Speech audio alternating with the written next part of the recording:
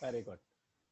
Uh, Good morning to you all, and welcome to this last day of presentations. I'm grateful to Dr. Dadwal, Director IIST, and Dr. Chansekar, convener of this program, for giving me this opportunity to talk to you all and Ramya, share my expertise, so called, in this call field. start చేయకూడదు. So let me talk on అలా అలా techniques అలా for కాదమ్మా ozone ఇప్పుడు measurements. సగం చెప్పావు కదా I will not be మనం ఏదో talking సగం of చదువు other నువ్వు gases, చదువు only నోట్బుక్లో ozone. ఉన్నది. I do not know how many of you are familiar with atmospheric science, and even though there have been many lectures in this field, but maybe the basic chemistry uh, of atmosphere, of ozone, I will summarize a little bit so that you are familiar with the importance of particularly that of ozone. As you know, the atmosphere of Earth, nowadays, of course, we talk of Moon, Mars, and all other. Atmosphere of Earth contains nitrogen, 78%, oxygen, 21%, and argon, little less than 1%. So that makes almost 99 point something of the total atmosphere. But there are many other gases, like, of course, we know water vapor, highly variable from monsoon time to winter time, and from ground level to upper heights, highly variable.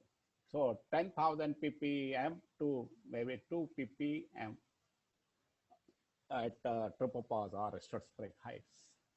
Then carbon dioxide, very popular. Everyone knows about carbon dioxide, its importance. It is around, it has already crossed 400 parts per million. It is around 416 now. Methane, next gas in the importance for greenhouse as such, is around 1.9 parts per million. Then ozone, also variable, from 10 parts per billion to 10 parts per million. When we go from lower height to upper height, ozone varies. And ozone is so-called a layer in the atmosphere. I will talk more. Then there are so-called halocarbons, CFCs, which also you would have heard because they were very popular and used everywhere in refrigeration, in air conditioning, but then they became culprit for ozone loss.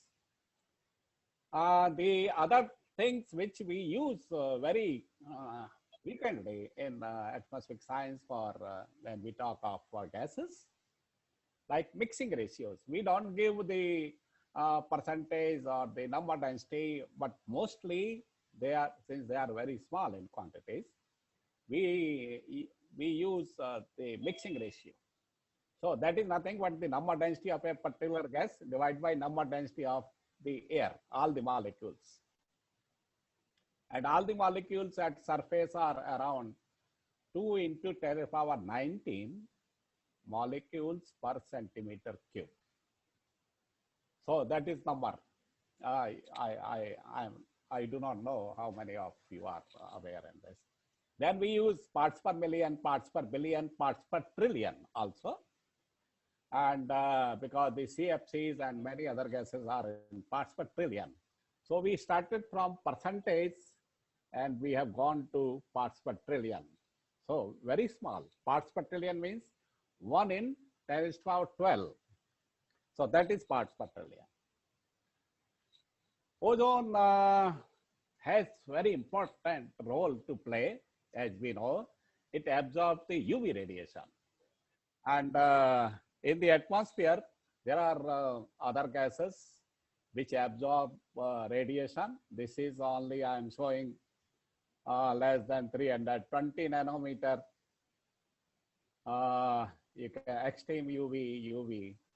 And this part let's say between 200 to 350 nanometer is mainly absorbed by ozone. Some part there is an overlap. So below 240 nanometer or so, oxygen also absorbs. So we know this role of ozone.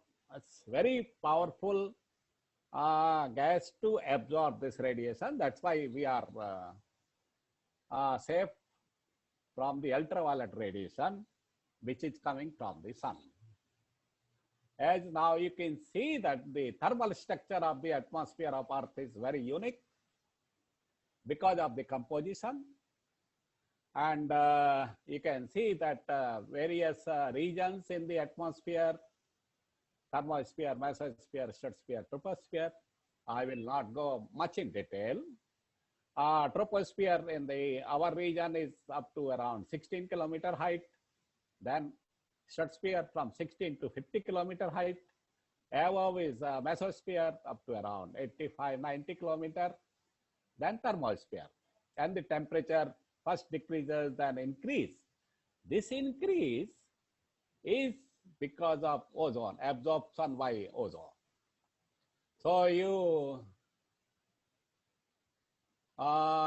you see that various kinds of radiation are absorbed at different heights.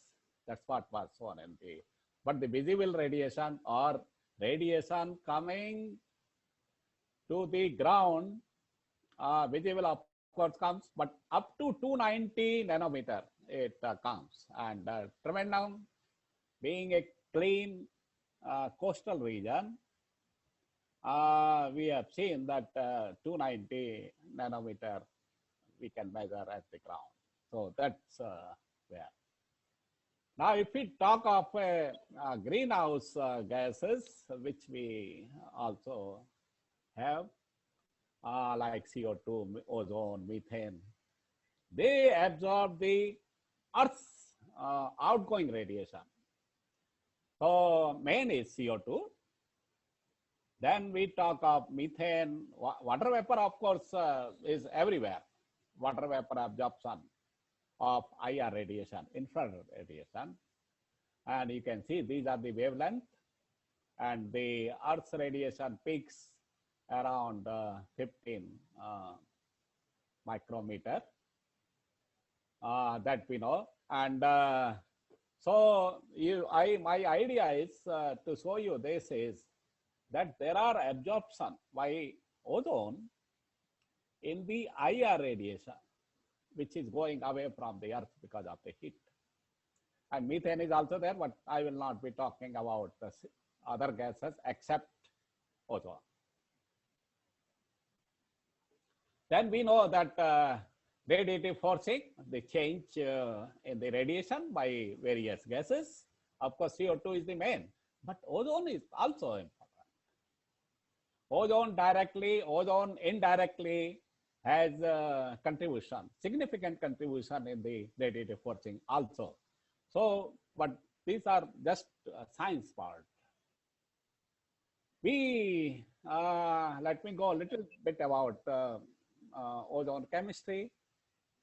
Ozone is formed in the stratosphere mainly from the dissociation of molecular oxygen by radiation less than 240 nanometer, because ultraviolet radiation is coming from the sun and it breaks the molecular oxygen to atomic oxygen, O and O.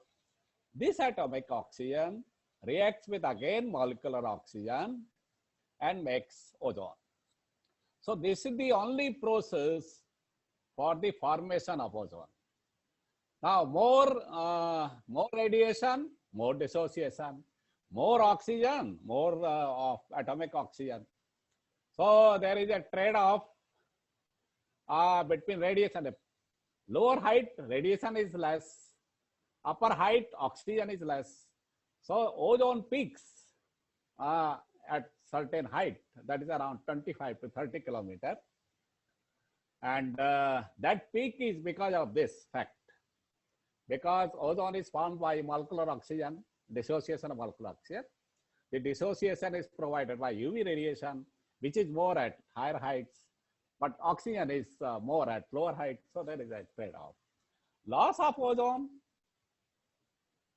is, of course, also ozone get dissociated easily by all the UV radiation or up to 1.1 micrometer.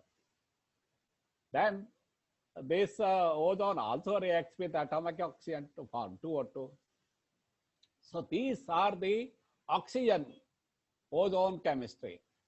But then there are many other chemistry for ozone loss particularly. That a radical like X makes XO with ozone, and that XO again reacts with atomic oxygen, makes O, X plus O2. So X comes back, and this is loss of ozone. This is a catalytic loss where X can be hydroxyl radical OH, or oxides of nitrogen like NO, or chlorine, or bromine, or iodine, like that. So many gases participate in the loss of ozone. Many people have contributed significantly to the chemistry of ozone from, let's say, almost more than 100 years. Nicolette for OH chemistry, Paul Crutzen for NOS chemistry, Roland Molina for CFCs, chlorine, bromine chemistry. And so they theoretically predicted that ozone loss because of this. And if CFCs are increasing or NOx is increasing in the atmosphere, they predicted that there will be significant loss of ozone in the atmosphere when these things will increase. So that's where we saw the ozone hole. You might be aware. I'm not going to talk that subject. But these people got the Nobel Prize in 1996. I'm sorry to tell you that Professor Crutzen passed away 2 days back. I happened to be there with him many times. Very nice gentleman. So my homage to. So ozone depletion from CFCs. CFCs are, as I said, CFCs are used in foam industry, from refrigeration, from many. But then now, since we know that they deplete ozone, they have been banned, many of these. Now there are substitutes, HCFCs, which are less destructive for ozone, and the lifetime is less. Maybe sometime later you can read about this. I have no time for this to go right now. When we talk of main ozone, means stratosphere, there is ozone in the troposphere also, not that much, but it is also very important. And recent last 10-15 years, it has become very, it has gained importance because of the pollution. It is a pollutant in the lower atmosphere. It is a greenhouse gas in the lower atmosphere, and in the stratosphere, it is a protecting gas. It absorbs UV radiation, that's why protect. It's a good gas. But in the lower atmosphere, troposphere, let's say, or 5-10 kilometer, it is not so good. So, but since UV radiation is not coming to this lower atmosphere, how ozone is formed? You can see that ozone is formed every day, and there is a loss also in the troposphere, and there is some increase. Then there are these many gases. Through these chemistry, you can get atomic oxygen through the dissociation of NO2, which is possible by radiation less than 420 nanometer, and very easily you can get atomic oxygen. This, as I said, there is only one process for the formation of ozone. So O plus O2 makes ozone. So, but then like that, there are many other gases which you can write and make NO2. NO2 is also emitted from pollutants by vehicles and all that. NO. NO becomes NO2 very fast because of the reaction with oxygen. So non-methane hydrocarbons and methane and VOCs, they all give rise to formation of ozone. There is a loss also. So there is a trade-off between production and loss. In the polluted regions, there is a production of ozone. In the unpolluted clean sites, there is a loss of ozone. Like if you go to marine region away from Tumba IIST coast, away little far, then the production of ozone is not there. But if we have made measurements at SPL has made measurements at Tumba, and there you get production of ozone. So various techniques are there for making ozone measurements.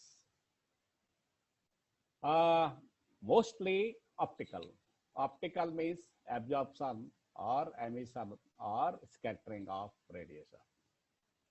Then chemical, reaction with something so that you can get either radiation or ions or current, so you can make measurements. You have to have some property of a gas to make its measurements. So here it is optical and chemical, these two. Ozone is very reactive, so you cannot just hold in a chamber. It has to be kept free. So we cannot collect and measure, but let it be in the atmosphere and make its measurements.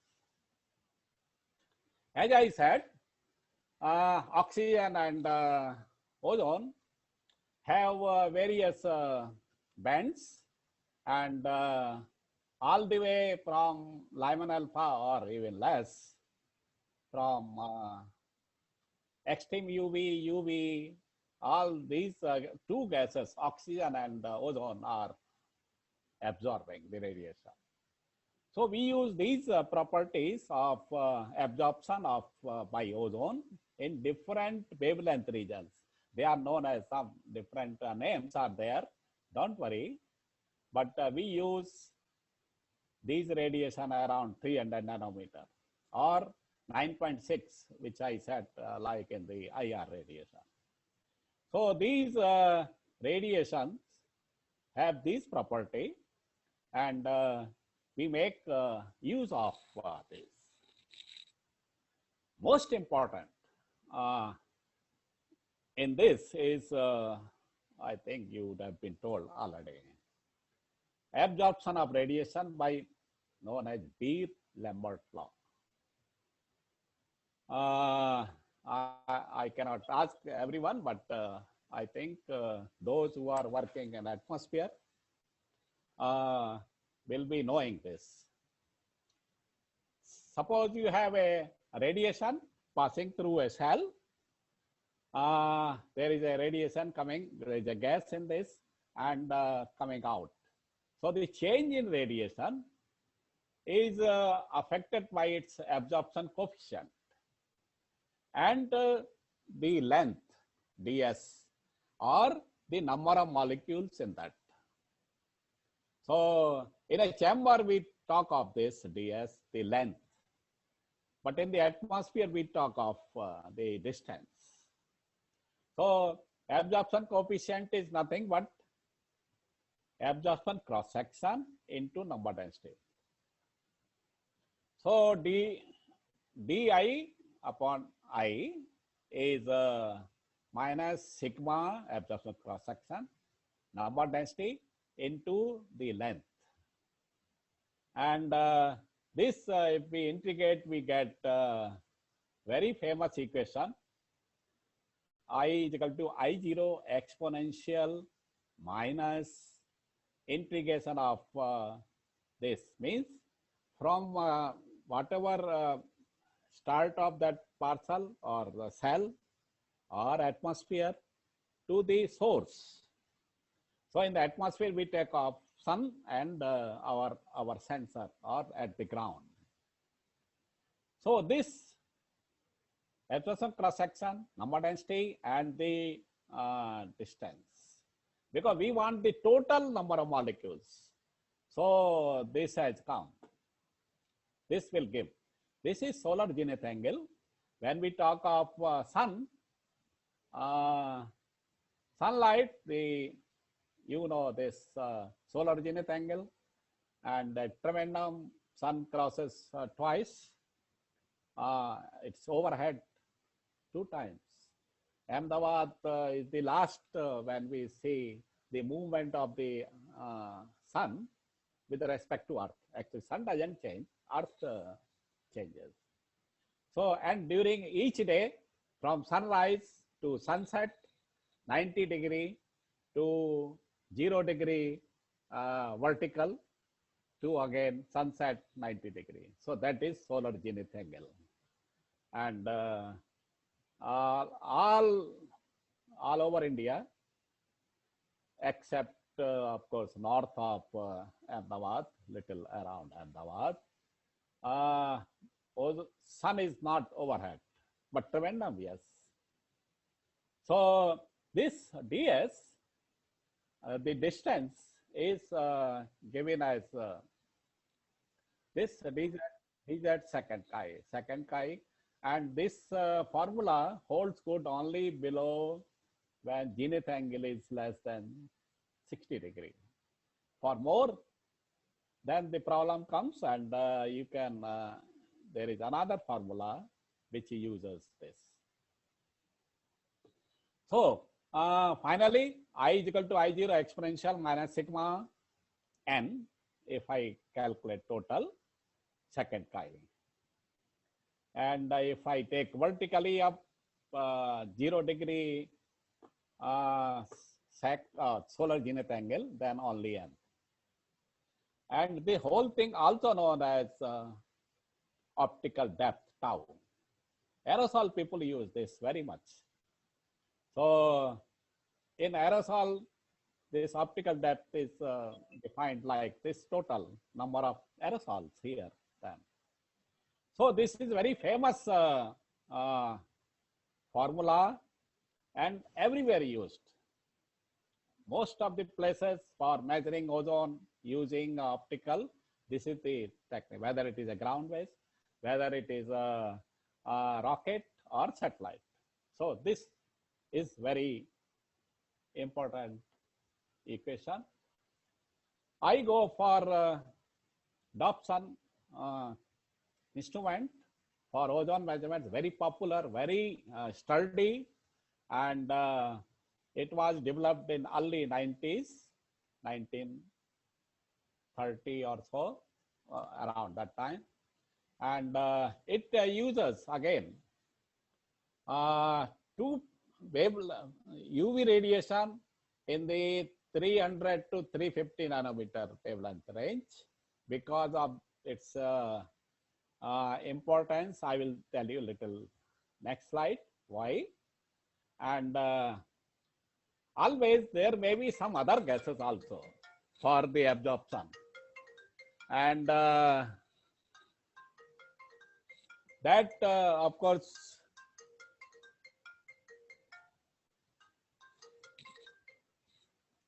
so this is a Dobson unit developed by famous scientist Dobson, and it uses UV radiation and many wavelength bands, one absorbed by, highly absorbed by ozone, one less absorbed by ozone.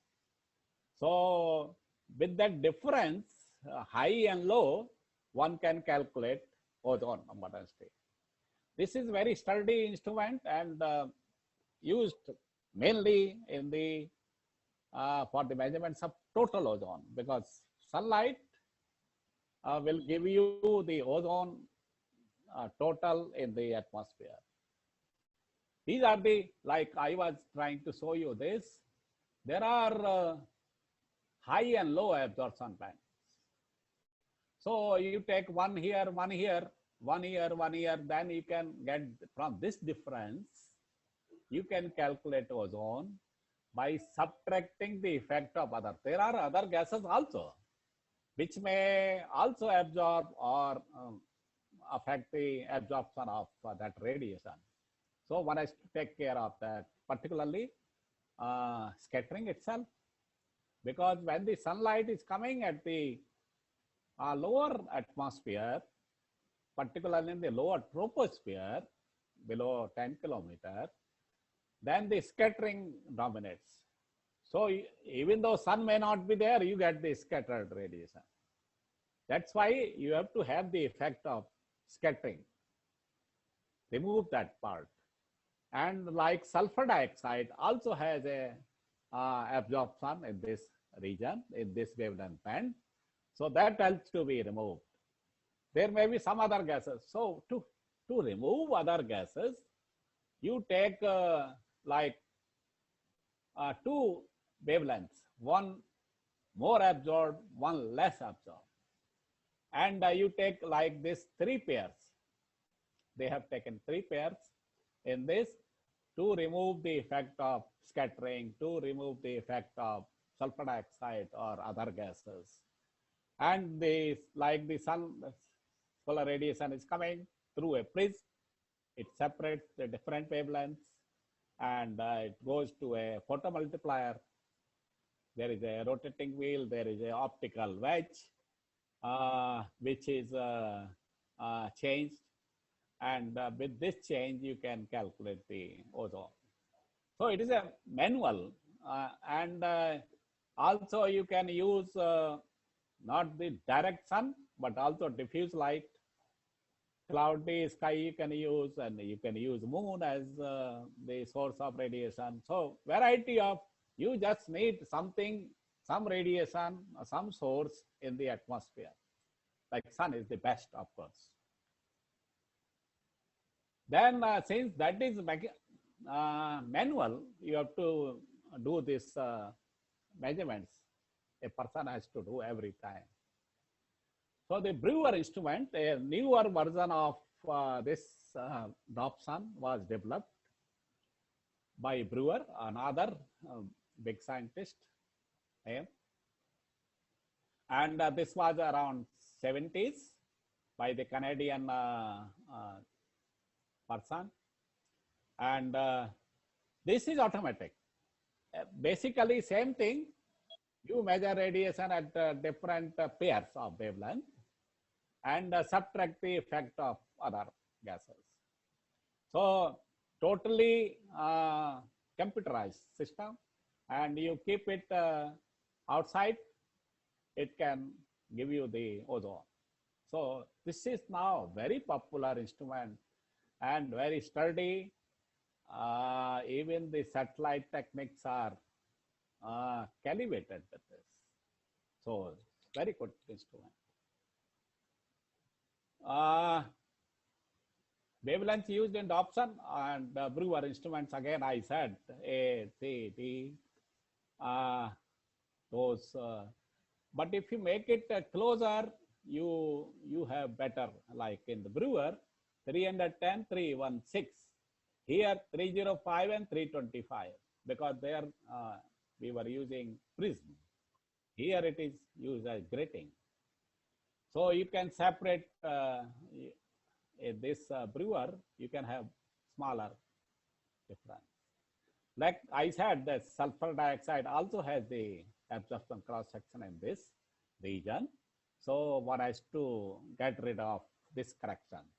And this becomes dominant when there is a volcanic eruption. Volcanic eruption emits a lot of sulfur dioxide, which goes in the atmosphere. So all the measurements using satellite are affected when there is a volcanic eruption, big volcanic eruption. So the Brewer instrument is similar, and it can measure ozone, it can measure sulfur dioxide, NO2. So you need just absorption, but total. So total, if you want to make measurements, but Dobson they have used to get a profile also.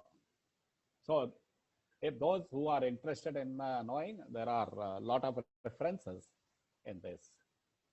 At PRL or in India, Professor K.R. Ramanathan was the first person to install these Dobson instruments in India. And many places like Kodaikanal, Ahmedabad, Pune, Trivandrum also now. Ozone measurements are being made since a long time. And then go to Delhi, Banaras, Srinagar. Now they have in Antarctic also, Maitri. So a lot of ozone through Dobson and now Brewer also. This is a Dobson instrument. It was here in Ahmedabad, or PRL established at Mount Abu in 1951. And we still have this instrument, even though we are not using at PRL, but it's still there. Very heavy instrument. It has to be moved on a wheel cart. So in summary, for column ozone, there are networks for Dobson and Brewer spectrometers operated under the GAO or WMO, World Meteorological Organization. Like IMD, there is a World Meteorological Organization. These provide high quality measurements except in polluted polar regions at low solar elevation and the sunlight is weak. Suitable for long-term trends, and satellite instruments, limited lifetime, merged satellite series required for long-term trends like high quality ground-based measurements need continuation. So even though satellites are there, they are very good now, but still these ground-based techniques are being used. Then I come to what we developed at PRL. So optical sensors were developed in 70s at PRL, 76 onwards. Large number of rocket flights conducted 1977, I think. First we had from Tumar. And also participated in NASA Wallops ozone intercomparison in 79. And first set of profiles, full profile. Even though Trivandrum has a IMD station and has a balloon borne measurements of ozone, but balloon gives to certain height. Above that, only rocket can give.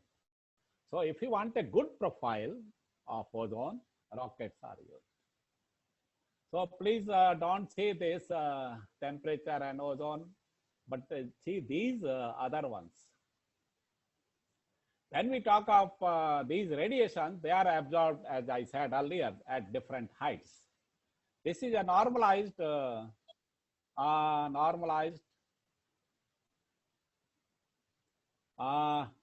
attenuation at so this is one here, and ozone 250 nanometer is absorbed at the higher heights because of its more absorption by ozone.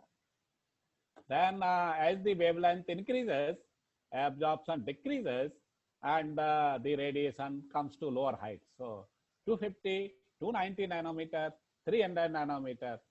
So if we use these measurements of radiation, one can get the ozone profile. That's what is done in the rocket based. So this is absorption again. I will be talking on absorption of radiation in all the techniques almost. So maximum is around 250, 260 nanometer, and we can have 2-3 wavelength bands, one at around 250, so that the higher heights, then around 280, 290, then around 310 to cover different height of the atmosphere to measure ozone. This is a typical set of detector setup. 3 detectors for 3 wavelengths, and each detector has an interference filter. I hope you know interference filter in the UV radiation. for different wavelength bands. Then there is a detector photodiode which works in the UV, and then you all the electronics which goes to the rocket system. You can get the great signal at the ground. Here we have these instruments fitted in the rocket. These are the like detectors, interference filters, and the electronics in this mounted on the rocket. And you, when it looks the sun, these detector look at the sun, you get a peak.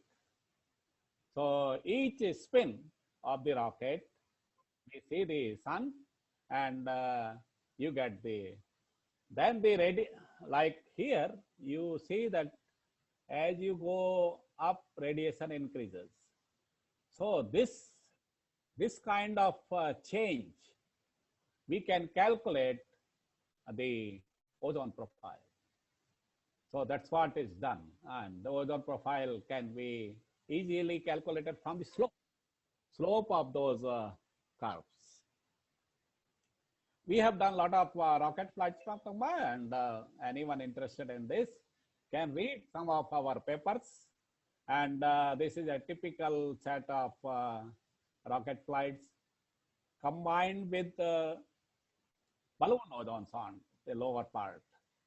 So if we combine these Trivandrum balloon sound, so from ground to around 70, 80 kilometer height, you can get the ozone profile. So this is the best technique for getting, because the balloon does not go ever much around 30 kilometer. So this one is the best. Then if we have made many rocket flights. So this is the average picture. 20 to 60 kilometer is based on rocket, and 0 to 20 or 30 kilometer is based on balloon. So if you combine, you get a, and this is, you can see the peak of ozone around 30 kilometer, and the number density is around 4 or 5 into 10 power 12 molecules per centimeter cube. And if you convert into mixing ratio, it will come around 10 parts per million. So famous ozone profile. And this is where we participated in the NASA Wallops. And these our detectors are here mounted, and they are being calibrated using a solar source, solar radiation simulator. So source, you can read again if you want to this paper. So in summary, this is a very useful technique for ozone measurements above the balloon ceiling height, which is around 35 kilometers, 30 to 32, 35. These sensors have been also used to measure ozone during night hours. We have used moon as source. And so full moon days, we have made measurements. So day-night measurements possible with the sun. We have also made measurement during eclipse. We have also made different kinds of events. So these and aerosol came also together with these ozone measurements. So these are very useful, but the rockets are very costly, and flying, you get only one profile. Then these balloons, so I am covering you both in situ techniques and remote sensing. These, of course, rocket and this balloon both are so-called in situ.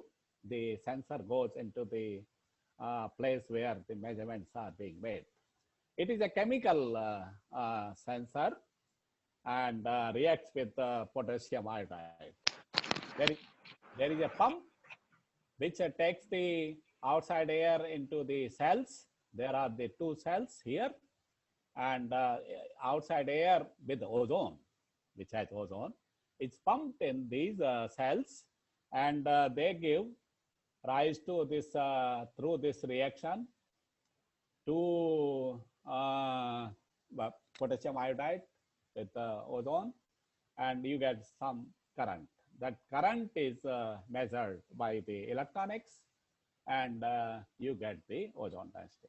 So this is a very standard technique, and the balloons are used everywhere, all over the globe. A lot of balloons are being flown.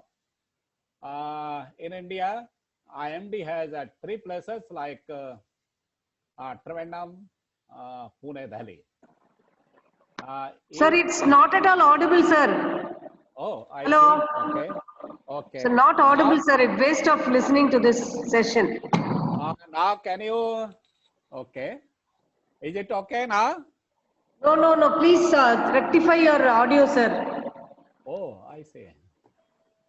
Very feeble right from the initial Oh, session. I'm thankful to you for making this. I do. Sorry, sir. So the same problem is there for everyone. So I can hear correctly. So many are saying and least bothered. Organizers least bothered. So So many people are complaining. Please help, Oh. sir. No issue of audio. the chat everyone is saying that no issue, it is audible. You can see that in the right side chat. Ma'am, please check it out. Maybe the problem is with you only. So yours is audible. That sir who's speaking. Okay, not I will be a little more. No, now. it is perfectly audible. You can Okay, also thank see you. from Please, chat please let me know if there is any problem. Good, thank you. Thanks for.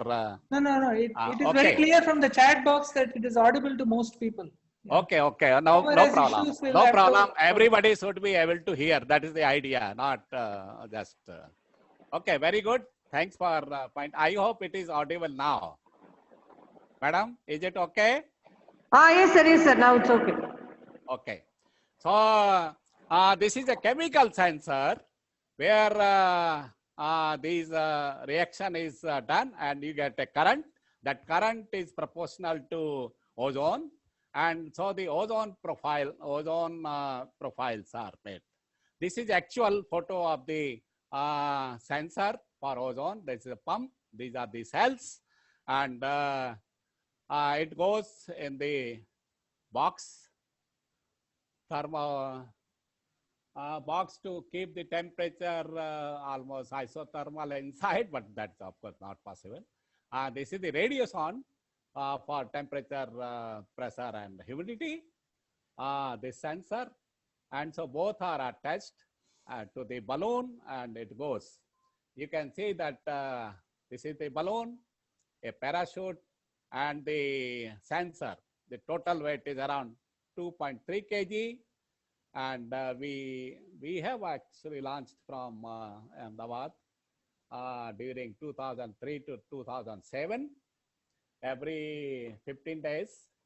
Then I think SPL also has done. NARL is doing at Gadanki, Aries, Nainital is doing, and IMD, as I said, have been doing for a long time, and they are very regular.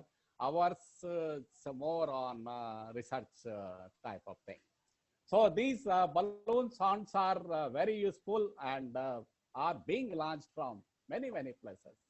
There is a GPS now on these, and which can give you the position. You can also get the winds from this, and it falls somewhere. We can get it back. We have got it back many times. People just call and tell us, or we go there to collect it. So that is the balloon which was launched from now Aries and NARL apart from IMD. So you get a very good profile of ozone. This is the temperature, this is the humidity, and you can see the structures. Everything is not so smooth, like life is not smooth. So these structures have a lot of things to tell you, but I am not going more in this. And the tropospheric ozone, small. This is partial pressure. Units are very different in ozone from total Dobson unit to mixing ratio to number density rockets. And this is partial pressure. So here it's the peak of ozone, and you can get study the dynamics, you study the chemistry, you study variety of things. You can read some of our papers on this.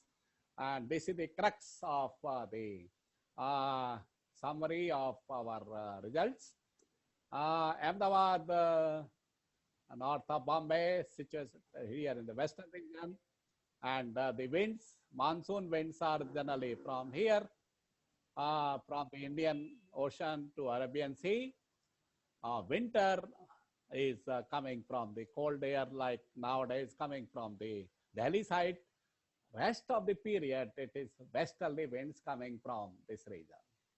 So, if you see at ozone, this is the total picture of ozone. Ozone from where it is coming at Ahmedabad, mostly it is affected by this region in the lower height, winter period, summer monsoon, as you can see that winds are coming from here. Then as you go up into the atmosphere, the free troposphere, winds are very strong, and the air in the 10-12 days makes sometimes the full circle of the earth. So at this latitude, ozone can get affected by South American region, Europe, South Europe, African region, and Arabian region, and here.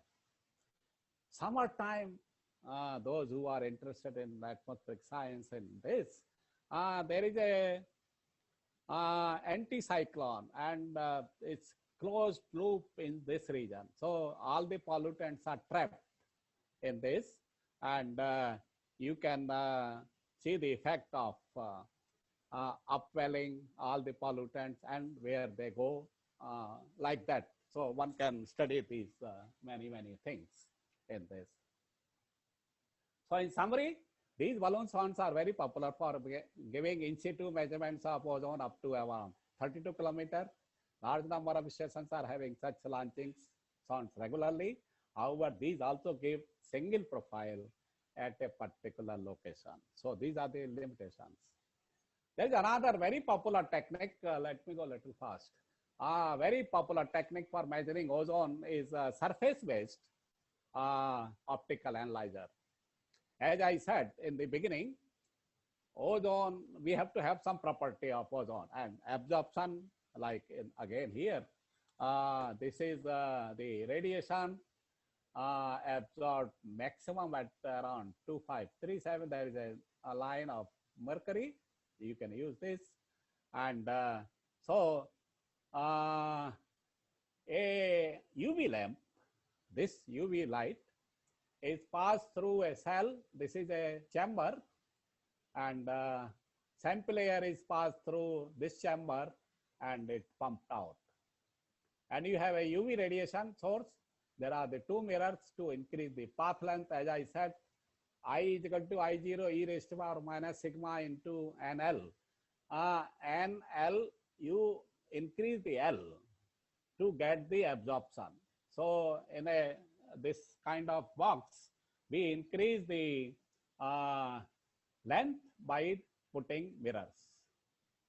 So absorption takes place along this cell line of radiation, and detector make the measurements, and then there is the electronics. So again here, as I said, there are other gases which are absorbing, possible scattering also. So in this, there is a ozone screwer. So it kills ozone, and then it goes through ozone screwer. So this attenuation, if any, by other gases or scattering by aerosols, because a lot of aerosols are also there in the, so scattering possible, otherwise also by the molecules. So that effect is taken care in this. when the air goes through ozone screwer. So in this ozone plus other thing, here only other thing. So with this, we can make measurements of ozone. Again, as I said, this is famous, I'm using this from the beginning itself, I is equal to I0. Here, now I have written, one is ozone, other one is air, other one may be something else. So scattering. So this scattering and some other absorption is taken care by when you remove ozone. So one can make measurements. Here, as I said earlier, this is the tropospheric surface ozone at different sites. Ahmedabad, Mount Abu, Gadanki, Tumba also we have made measurements, and then SPL has been making measurements, and over the Indian Ocean also. So variety of variability depending upon the pollutants. So these, as I said, clean region is different, like Marine or Mount Abu, but the cities, including Tumba, all are polluted. So you get ozone production. Of course, in the afternoon when sunlight is less, production is over. So in summary, this is a very popular technique used in monitoring surface level ozone. Variety of places in India, many places it is being used by many institutes, including SPL there. You can go and see, or you would have gone and seen. I do not know, but this is automatic nowadays online, so not possible. But you can, wherever you are, I think IMD has, and CPCB, and many institutes, NARL and other nearby, you can see these instruments. Now I come to the satellite techniques, which are very popular again, but based on absorption of radiation.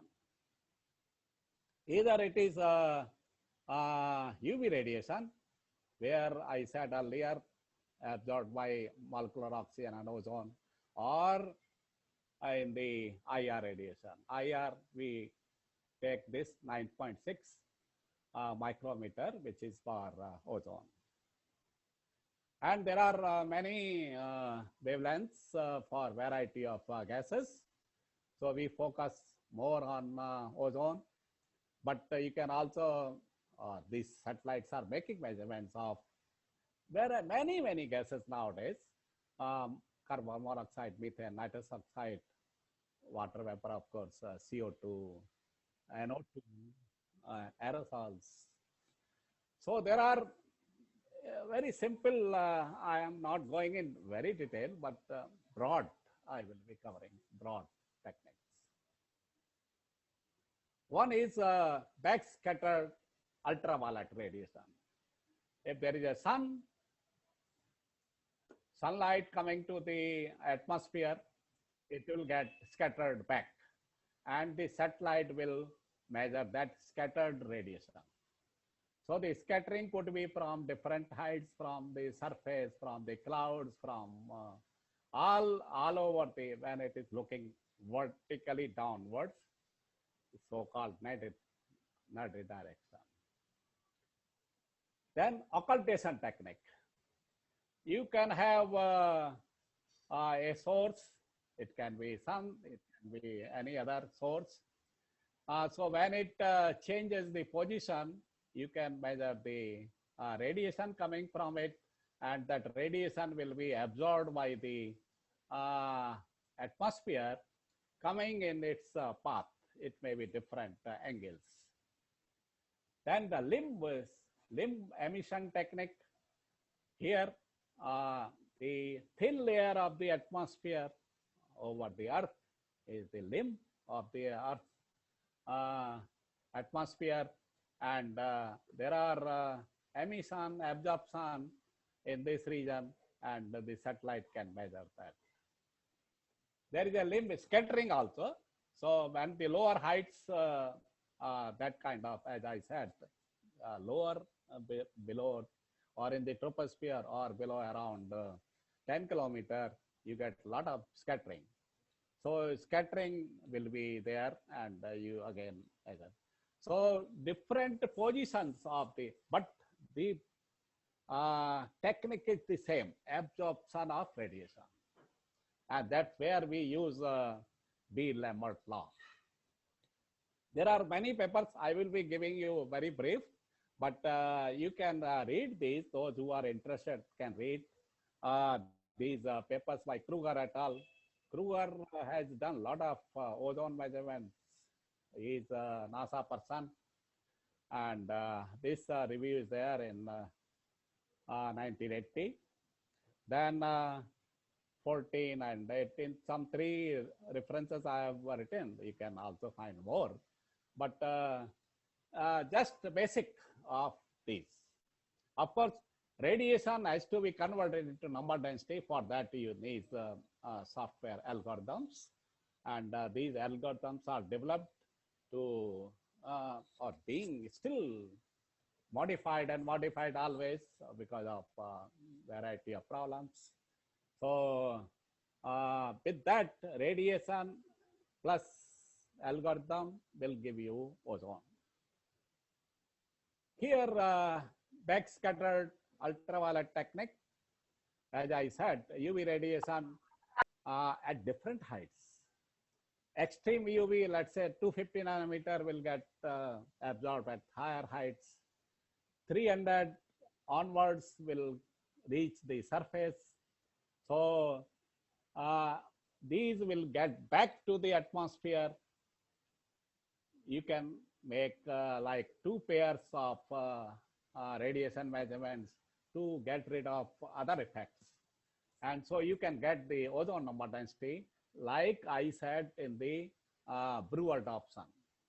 Dobson instrument, Brewer instrument, same principle is being used in these also, but of course satellite is at the upper height. You can get total column. Total column you get by when the sunlight reaches the ground and gets reflected. So the light has to come all the way to the ground. So you cannot use 250, you cannot use 280. So 300 onwards, they come down to the ground and get reflected from the Earth's surface or from. So you can get the total column. Vertical profile also you can get, because as I said, these radiations are getting scattered from different height range because they are being absorbed and scattered different heights from 250 to 350 nanometer. Various bands are used. TOMS, total ozone mapping spectrometer, very popular, very famous instrument, has been giving ozone since a long time. And they also use a variety of wavelengths to get rid of other effects and gives a total ozone. Scattered solar, back scattered UV radiation. You can get the nadir viewing directly down into the atmosphere at 12 wavelengths or more wavelengths in the, like I said, 250 to 340 nanometer, 350. So to get the wavelength, profile, you need something which is scattered from higher heights, from different heights. So 250 to 340 nanometer from maybe 50, 60 kilometer to ground, one can get this. So GOM is another terms, SBUV, GOM, these are different sensors and used for making ozone measurements. But the principle is same, absorption of UV radiation or scattering of radiation. Then occultation technique. Occultation, of course, you can have occultation instrument measure solar, lunar, and even stellar radiation directly from the limb of the atmosphere during satellite sun. Means when it goes up or down, sunrise, sunset, it has to be occulted by the atmosphere. So the absorption will be there, and you get the along that total ozone. When the source moves, then different heights it covers. So you can get the vertical also. So the advantage of occultation is improved vertical resolution. The vertical resolution of measurements from the solar occultation instrument is typically 1 to 2 kilometer, which is better than BUV, backscatter ultraviolet. However, the disadvantage is only when the position like sunset, sunrise, or moonset, moonrise, or any other, when it is changing. Otherwise, sunlight, of course, whole day you can get. You can get through the moon also, but the radiation is very small. So, for example, these are also some experiments have been there for occultation technique. Limb emission, when viewed from the side, the Earth looks like a flat circle, and the atmosphere appears like a halo around it. This edge of the atmosphere is known as the limb. The instruments based upon the limb emission technique infer ozone amounts from measurements of long wave radiation, infrared, or even microwave, thermally emitted in the atmosphere from the line of sight of the instruments. So the satellite can make measurements at different angles, different heights can be covered. In theory, the instrument could look all the way to the surface, but below a certain altitude, around 10 kilometers, clouds are there, and then they create problem. So these IR-based instruments have problem of clouds. Though the limb emission being geometry looks similar to the occultation being geometry, the techniques are very different. Instruments using the occultation technique measure absorption of solar, lunar, or stellar radiation through the atmosphere. Instrument using the limb emission technique measure long wave radiation emitted by trace gases at different altitudes. So, and vertical resolution by limb viewing. Limb viewing is better, as I said earlier. Then more on limb viewing, you can keep on reading these, but there are many sensors based on limb viewing, and they have not only given ozone, but many other gases. So to study the ozone chemistry, you need all those other gases also, like NO2, like CO, like other VOCs if you can measure. So many other and different techniques, you may combine them, you get a total to vertical profile. So like there are various sensors on different through the time frame. This is IR radiation. There are also microwave radiation based. So microwave MLS has been very popular, microwave limb sounder, and it has given not only the ozone but other gases also. Microwave radiation is very useful that way. But advantage of this is, of course, that it can go through the clouds. Water vapor absorption is not there, but other problems are there. All these infrared-based instruments also have problem that the detector has to be cooled. Earlier, coolants were used. Now, of course, electronically you can cool.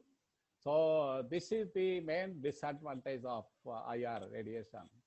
That if the temperature changes, the bias, the background current changes, and so they have this limitation. Then there are these instruments, limb scattering, similar to that, and there is a very popular instrument, Shiamachi. Shiamachi instrument has given a lot of measurements of ozone and many other gases. So this has been very popular. There are various kinds of instruments being used. Now, ozone is also measured from inside 3D. And SAC Ahmedabad has been doing this. Now, Aries Nainital has also used this inside 3D data, particularly the IR radiation at 9.6 micrometer. And when you have the source like at the Earth's radiation from the Earth, measuring this radiation, absorption of this radiation from the satellite gives you the total as such. So you can get total column with these techniques very easily. But these people have also got the vertical profile by using some algorithm. You tune these initial profiles to get the total radiation, which is matching the observations. So the profile is tuned in such a way that the total radiation at 9.6 matches with the observations. So this is a recent paper they have published in Current Science, and you can read this for details. But one can get total very easy, but also profile. And troposphere has little difference, but the stratospheric profiles are very good with this. Total ozone, of course, very good from this. These are, like I said, terms very popular. OMI, very popular, which has been giving many gases like NO2, ozone, and long-term trends. This is a total ozone. For those who have not seen this, very, very good science in this. Latitude-wise distribution and different months. This is the total ozone. Total ozone in Dobson unit. This is Dobson unit. Also used by, measured by Dobson instrument or by satellite like TOMS, OMI, they give total ozone. So from pole to pole, different months. Let me tell you what is Dobson unit. It is the thickness of ozone layer. If you bring all the ozone molecules at the surface at normal temperature and pressure, then the thickness of that layer in millicentimeter is 1 Dobson unit. So the ozone generally in the tropical region is 250 Dobson unit. In the polar region, it can go to 450, 60, 400 Dobson units.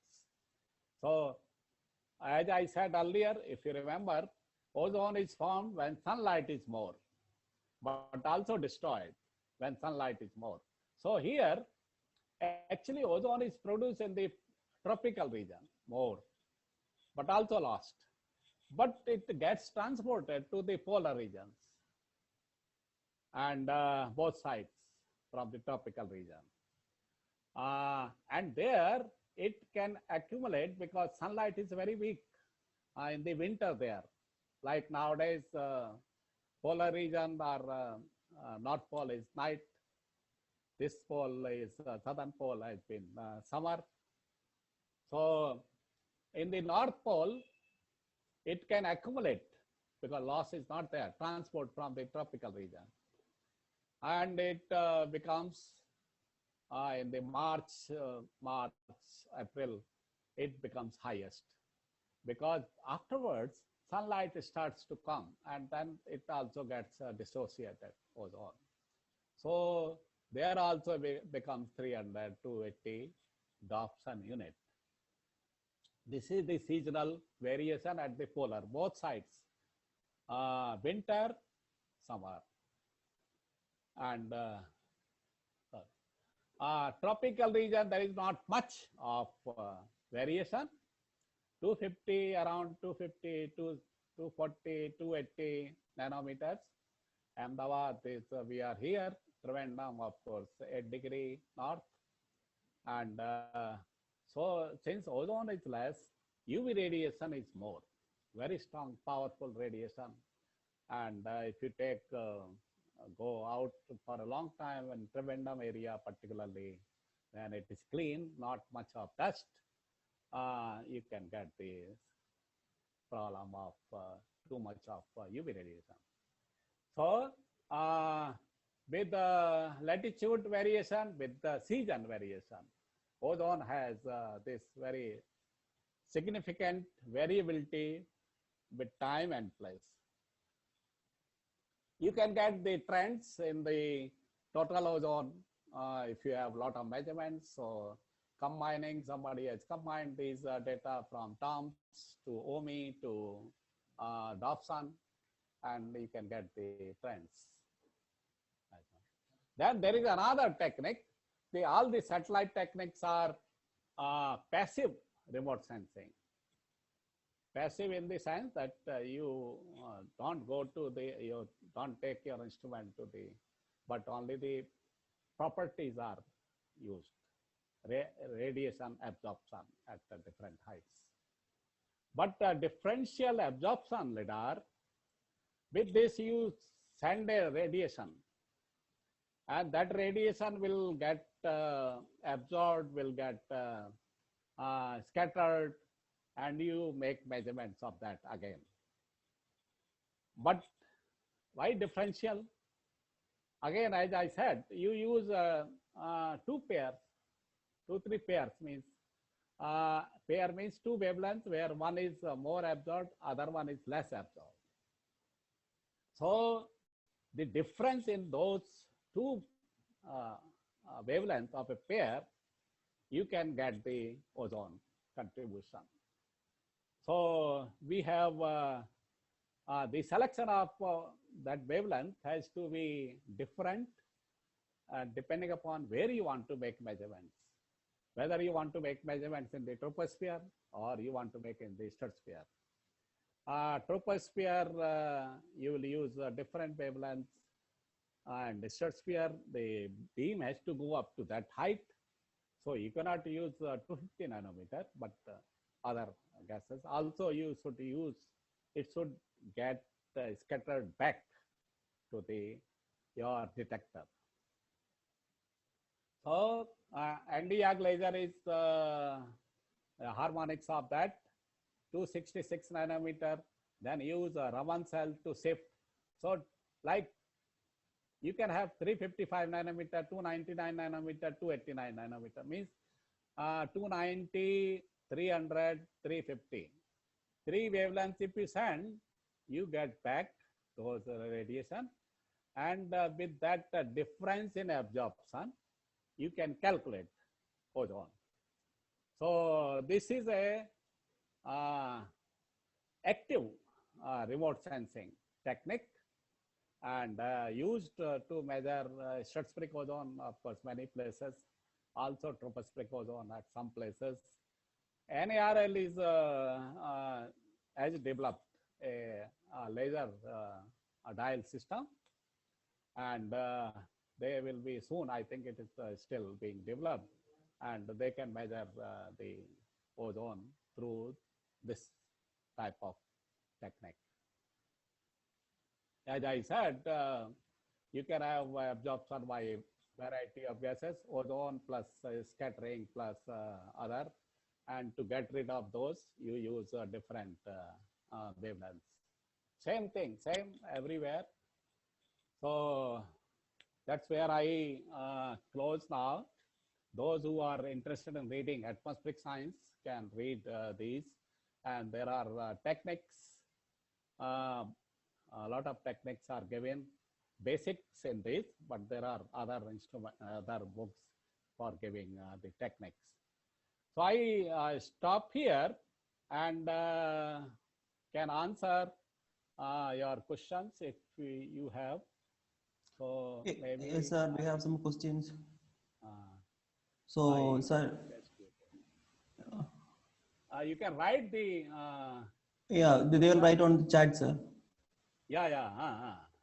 So that Sir, will I am be asking one question from Praveen. What makes ozone bad at lower atmosphere? Is it the increased number Okay. density or optical depth? Okay. Very good question. It is a pollutant. So that's why it is bad. It is a greenhouse gas. That's why it is bad. Pollutant, throat, it affects the throat. So high ozone, like I said in the, let me just go to, I said in the city sides, you can have these high level of ozone during daytime, or even it can stay in the evening also. So morning, evening, high with other pollutants, then it has a throat problem. So it is not good as a pollutant. It has a greenhouse absorption, so it is not good as a global warming. So these two factors make it bad. The best factor make it good in that it absorbs the UV radiation. So that is the plus and minus, both the points. Yes, any other questions? Yes, sir. Amasaro is asking, as mentioned, using balloon radiosonde measurements at height of 12 to 13 kilometer, presence of ozone is global level during winter. Is there any specific reason at that season, or is it seasonal phenomena every year? The question is in this.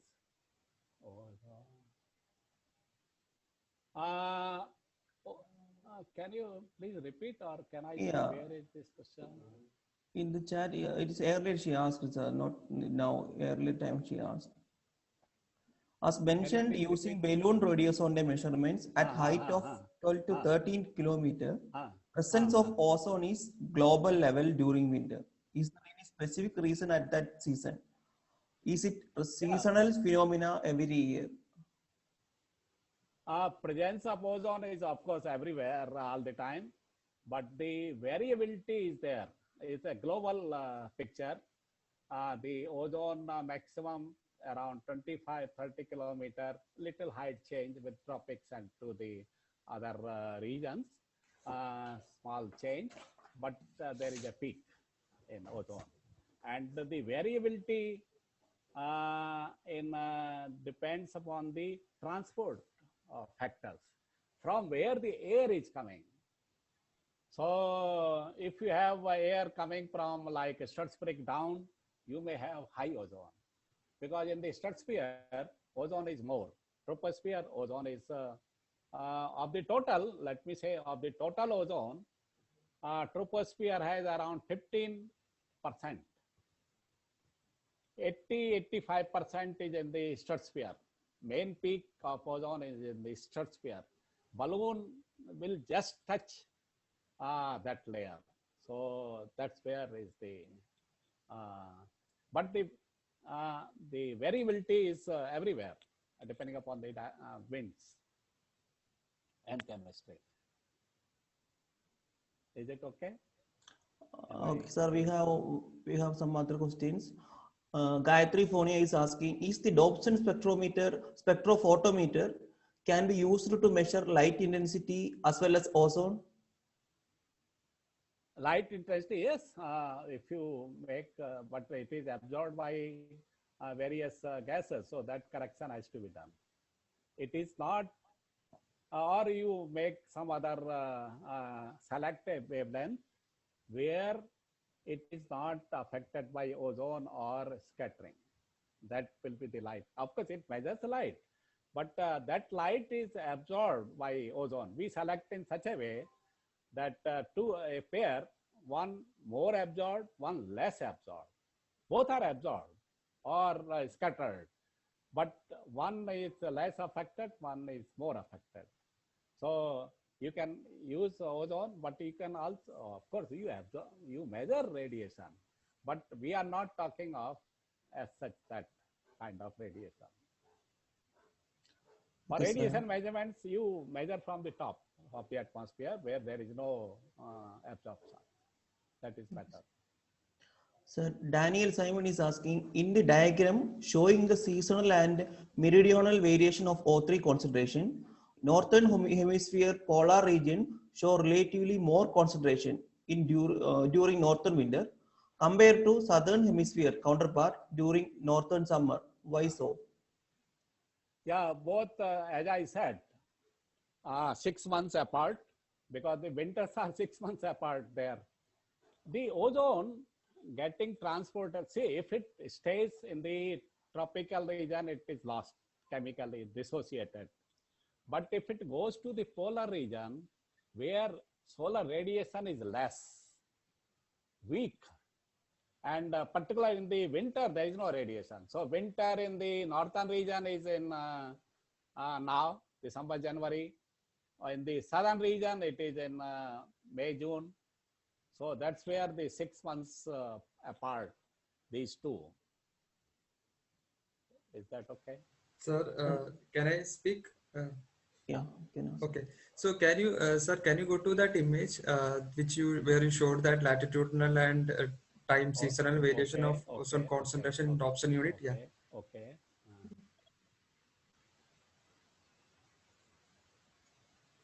Yeah, that one. Yeah. So here, if you see, so northern maxima is 460 Dobson, whereas southern maxima is 400. So that is what I was wondering. Okay. Also, you may see one more difference. This is around 70 degree, North Pole. This is around 55 degree. That's also difference. Okay. So these are actually the wind patterns, how the wind patterns are taking ozone and where. So the two regions are very different. In this region, the winds are so strong in the winter that they don't allow the air to come in. And then that's what we see the ozone loss we talk of ozone hole. That's where it is here. It is not that much there. So the winds are so strong because of all along the ocean. There is no disturbance. Here it is mountains and all that. So winds is broken. The wind is this circle here of the winds is not so strong to protect this ozone.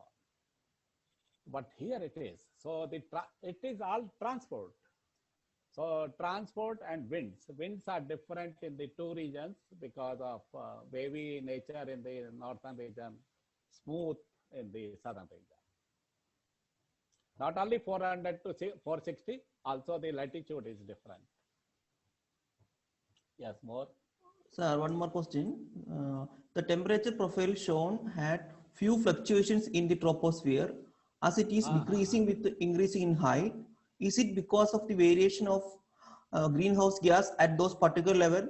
I am referring to the diagram shown where the temperature, humidity and O3 vertical profile was shown. Correct. Very good question. See, that's what I said, that these temperature, ozone, humidity, all the three may be showing some change at that height, particular height. All the three may be showing, maybe. And because the wind in that place is coming from somewhere else. So different regions of the atmosphere in the troposphere or in the stratosphere may have the source different. So these layers of so small change are affected by the wind systems. So chemistry may be there because how much pollutants are there in that ozone, in that air, or from where it is coming, high ozone, low ozone. So the air temperature, humidity, all will change in that. That's what is shown, some of those small kinks I saw. Sir, Y.S. Rao has a question. In 2002, ozone broke in 2 lobes in Antarctica. What is the reason? In 2002. Yeah, ozone broke into lobes in Antarctica. What is the reason? Oh, okay. Not 2002, but even in 85, there was ozone hole. First discovered ozone hole was published in 1985, and it is there from 80s. It is actually the CFCs. Antarctic again. Let me come to this. Yeah, Antarctic region. This Arctic region. This Antarctic, as I said, winds are very strong, and they don't allow the air to come in during winter period. So when the sunlight comes, the CFCs, chlorofluorocarbons, the chlorine, bromine released from those CFCs break ozone. So that is while it is being broken, ozone being lost by CFCs, the transport or the mixing from tropical air is not there because there are strong jets surrounding that hole.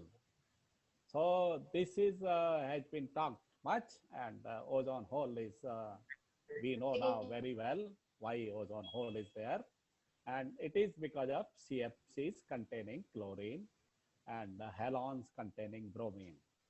These chlorine and bromine destroy ozone in a catalytic way, like I showed earlier that reaction. So each chlorine or bromine radical can destroy large number of ozone molecules. So even though very small in number, but they destroy. So they are now stopped. There is no production of CFC 11, CFC 12, those earlier which we were using in refrigeration, all that. Now there are other CFCs, not CFCs, hydrochlorofluorocarbons. Hydrochlorofluorocarbons has less chlorine and lifetime is less. So that's where it is. It is because of chlorine. Thank you, sir. So we have time limitation, so we have to start the next session. So thank you, sir, for the